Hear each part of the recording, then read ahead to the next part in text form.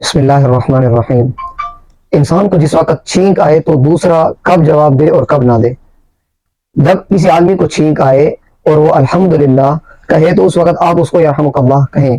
اگر وہ الحمدللہ نہ کہے تو آپ اس کو یرحمک اللہ نہ کہیں تو آپ کو ضروری نہیں ہے۔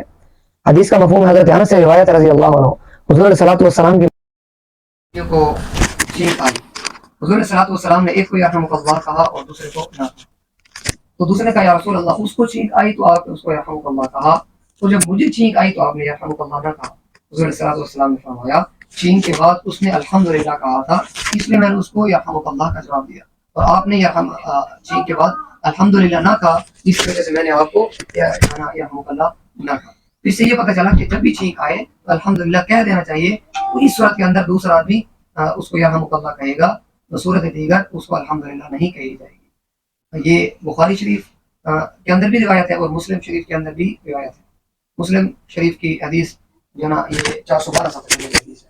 اللہ جل شانہ ہم سب کو کرنے کی توفیق عطا فرمائے۔ ہماری ویڈیوز کو لائک کیا کریں اور شیئر بھی ضرور کیا کریں۔ حدیث مبارک کو شیئر کرنا ثواب کی نیت سے بہت عمدہ ثواب ملتا ہے اس پہ۔ اللہ تعالیٰ اس کے اوپر ہمیں عمل کرنے کی توفیق عطا فرمائے۔